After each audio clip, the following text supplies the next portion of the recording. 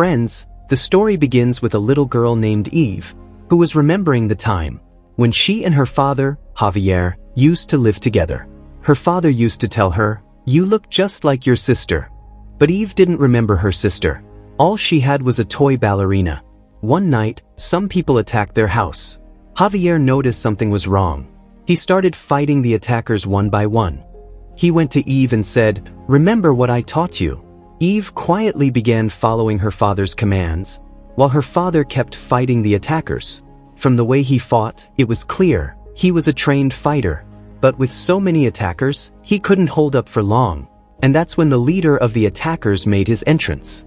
He said, "We allowed a girl from our clan to marry an outsider like you, and this is how you repay our kindness. Because of you, your wife is dead. Now tell me, where is Eve?" But Javier spit in his face. Eve was silently watching everything. And then this man gave Javier a choice. He loaded one bullet into a gun and said, "If you shoot yourself, your daughter will live. But if you kill me, both you and your daughter will die." Javier decided to take his own life. But just then Eve screamed. Seeing that, Javier started fighting back. He didn't want these people to get their hands on Eve. Eve also came out and fired a shot at one of the attackers to help her father. She and Javier both ran outside. Javier activated a bomb. But while running, a bullet hit Javier too. The bomb killed all the attackers except their leader. And because of that bullet, Javier couldn't survive either. After that, the story shifts to the present. A man named Winston Scott comes to meet Eve. He says, "I knew your father. He wanted a free life for you, one that he could never live himself. But now that he's gone, things have changed." Winston Scott says, "I can take you to your father's family. They'll take care of you, and maybe someday, they'll become your family too." Winston Scott takes Eve to an organization called Ruska Roma, where the director asks her, "Do you know how to dance?" They made Eve a part of their theater.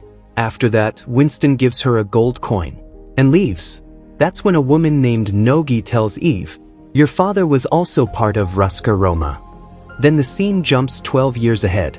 Eve is now practicing as a ballerina. She has a tattoo on her back, just like her father's. While practicing, Eve keeps falling again and again. The director says, "Put some medicine on your leg, otherwise it'll have to be cut off." Eve also has a friend here named Tatiana. All the people here train in every type of fighting along with ballet, like boxing, shooting, everything. They are being turned into assassins. But Eve always lost to the boys. Nogi told her, "You'll always be weaker than the boys, always smaller, but you can't give up. He's beating you, because you're letting him decide how the fight goes." Nogi told Eve, "Change the game. Fight like a lioness." Eve started improving. She began defeating the boys. But then one day, she noticed that her friend Tatiana wasn't there. Eve went and asked the director about it. The director said, "Tatiana isn't worthy of becoming a Ruska Roma. She doesn't have what you have. Your childhood was stolen from you, and that pain is your strength. Then why are you holding me back?" The director said, "All right, the time has come." The director took Eve to her final training. There, another assassin was brought in, someone the Ruska Roma no longer needed. In front of both of them were gun parts. Whoever assembled the gun first and killed the other would win. Eve finished first and killed the girl. One night, a mysterious man came to their theater, a man we all know as John Wick. Eve saw that John Wick was being removed from Ruska Roma. She met John and asked, "How do I do what you're doing?" John Wick replied, "You've already started. But if you want, you can still walk away from all of this." But just then, Eve received her first contract. Her mission was to protect the daughter of a rich man. But for this job, she was only given rubber bullets. Eve arrived at a club. She spotted the girl she was supposed to protect. But at the same time, other people were closing in on the girl. They grabbed her. Eve stepped up in front of them, facing all the thugs at once. But they were too many. Their leader started leaving with the girl.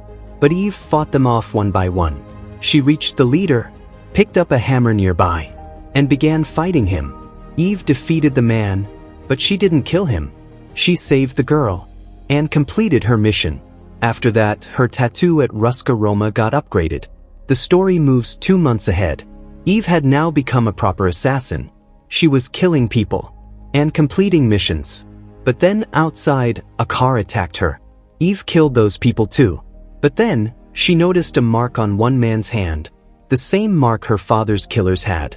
Eve cut off the man's hand and took it straight to the director. Test. What is this mark? These are the people who killed my dad. The director replied, you don't know who these people are. They are ruthless. We have an ancient pact with them. They won't interfere in our work, and we won't interfere in theirs.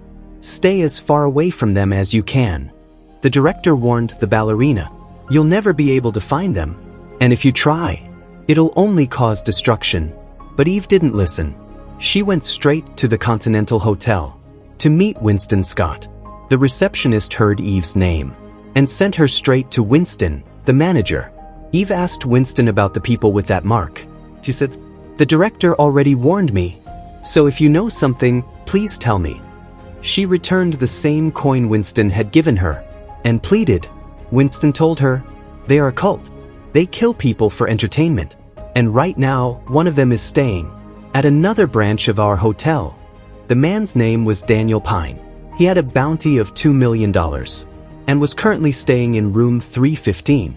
Eve took the information about Daniel Pine and went to that other hotel branch. The Continental had one rule: no violence inside the hotel. But many people were already watching Daniel Pine. A sniper had his gun pointed at him. Eve went from her room to Pine's room. But before she could reach Daniel, his young daughter showed up in front of her. The girl asked, are you here to kill my father? And right then, Daniel pointed a gun at Eve. And that's when we learn that the people with the mark had surrounded the hotel. They wanted to kill Daniel and take his daughter too. The woman sitting downstairs doubled Daniel's bounty, and all the bounty hunters who had held back until now decided to break the hotel's rules and go after him. That's exactly what the marked people wanted. They wanted someone to break the rule, so they could use that as an excuse to kill Daniel. And then, some bounty hunters attacked. Eve and Daniel fought them together. Daniel took the chance and escaped.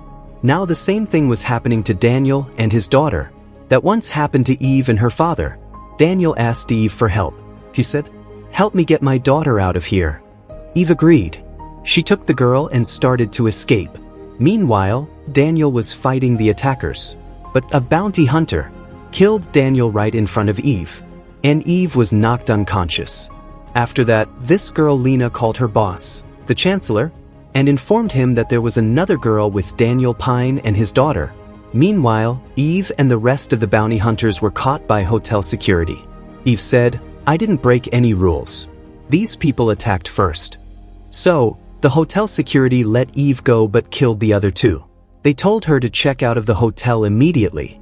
After that, Eve went to a weapon dealer. She bought several different weapons from there. But while she was checking out the guns, they were suddenly ambushed. The weapon dealer, Frank, and Eve both tried to escape. Eve grabbed a few grenades from the storeroom and threw them at the attackers. She took one of the attackers down in hand-to-hand combat. Whatever she could find around her, Eve used it as a weapon to fight. That's when the dealer Frank noticed these were the same marked people. Realizing this, Frank gave Eve a location and said, I'm not sure, but they might be there. Eve took Frank's car and reached a mountainous area. But as soon as she entered, she was already being watched. She got a call from the director. I told you not to go there. Because of your selfish reasons, you're putting our entire family in danger. Come back immediately. But Eve didn't listen. She saw some ballerina toys that reminded her of her childhood. Suddenly, a man came and attacked her. Eve fought him and broke his arm. Then she shot and killed him. But the entire area was filled with members of that cult. Even the chef tried to fight her. Eve locked the chef inside the refrigerator. Soon, more people came from outside to kill Eve. She fought them all, and eventually, the chef managed to get out. Eve killed her too. Then a man named I reported Eve's actions to the Chancellor. The Chancellor ordered him to activate the protocols. Alarms started blaring throughout the area. Children were ordered to go inside their homes, and all the adults came out to hunt down Eve. That meant every single person in this town was now after Eve, and they were all trained assassins. They outnumbered her and eventually captured her. That's when Lena noticed the Ruska Roma tattoo on Eve's back. And then it's revealed that the little girl Ella is actually the Chancellor's granddaughter. Daniel was his son, who had been trying to keep Ella hidden from the Chancellor. But then Lena enters and tells the Chancellor about Eve, revealing that she is a Ruska Roma. So the Chancellor goes to Eve and says, "There was a pact between Ruska Roma and us, that we would never interfere in each other's business." Eve replied, "I'm not here on behalf of Ruska Roma. You people took my father's life. You tried to take me away from him. I'm here to take revenge." Hearing those words, the Chancellor finally recognizes her. He tells Lena, "That girl is your younger sister." At that moment, Eve attacks everyone in the room, and Lena joins her. Lena chases after Eve, saying, "Listen to me." She tells her, "We were both born right here, and now you finally come home." Lena reveals, "Our mom was also part of this cult, but our dad was from Ruska Roma. He tried to keep you away from this cult. That day, the Chancellor had come to take you back. But just then, attackers reached their cabin, and the Chancellor orders them to kill both girls. The attackers throw bombs into the cabin. Eve survives the blast, but Lena doesn't. As she dies, Lena says to Eve, "I missed you." Seeing this, Eve's rage only grew stronger. She began slaughtering the attackers mercilessly. She told the Chancellor, "I'm going to kill you too." So, the Chancellor called the director. He warned her, "Control your operative, or this will turn into a war." The director replied, "She's working against us now. I don't want a war, but I can send someone to stop her. In the meantime, no one on your side will make a move." The Chancellor agreed and said, "Fine, you've got until midnight." The director then sent John Wick to eliminate Eve. Meanwhile, the Chancellor ordered his entire city. No one is to engage until midnight. John Wick entered the city and faced Eve. Told her, "You can still walk away from this." But Eve replied, "I'm not leaving." She fired bullets at him. John calmly told her, "You don't need to do this." But Eve wouldn't listen. Here, we clearly saw the difference in strength between the two. John was far stronger than Eve, but he didn't want to kill her. He wanted to make her understand. John pointed a gun at her and said, "Leave now." She said, "He killed my father. Let me finish what I started." John replied, "Fine, you have until midnight." After that, Eve went out to hunt the Chancellor. She stuck a grenade onto a man's face and blew him up.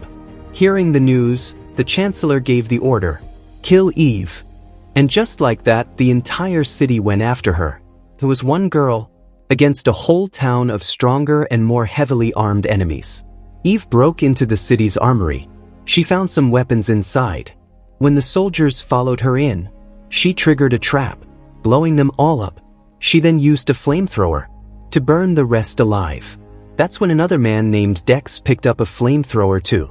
He and Eve clashed using fire from both sides, dodging each other's attacks. But then more people showed up. Eve used both her guns and the flamethrower to kill them. Just then, Dex launched a surprise attack. Their flamethrowers set the entire area on fire. They moved into hand-to-hand combat. Dex was overpowering Eve. She had to run. Eve escaped the armory. Outside, there were more people on the streets. She burned them too. At the same time, the Chancellor's men advised him to leave the city. The Chancellor said, "In 200 years, not a single leader of ours has left this place." But the situation had gotten completely out of control. The Chancellor took his granddaughter and escaped. Meanwhile, Eve's flamethrower ran out of fuel. Dex arrived with his. He attacked Eve, but by luck, Eve found a water pipe connected to a fire extinguisher. Eve sprayed water, while Dex attacked with fire. The blast of steam from their clash knocked both of them down. Dex pointed his flamethrower at Eve, but just then, John Wick shot and killed Dex from above. There were only 4 minutes left until midnight. If Eve didn't kill the Chancellor by then, John Wick would have to kill her instead. But now, a group of attackers ambushed John Wick too. He started fighting them off. Meanwhile, Eve found the Chancellor's car. She opened fire on it. The Chancellor stepped out and said, "That's enough. You won't be able to save Ella. Nothing will change. All of this will remain the same. Look at yourself. You're a killer too. That's your fate. But Eve shot the Chancellor and ended it. She opened the car door and pulled Ella out safely. At the same time, the director called John Wick and asked, "Is she dead?" John replied, "He's dead." And then we saw Daniel Pine was alive. He reunited with his daughter. Eve arrived at the Hotel Continental. She was watching a ballerina performance. And just then, everyone found out that Eve's new bounty had reached $5 million, making her one of the top 3 most wanted.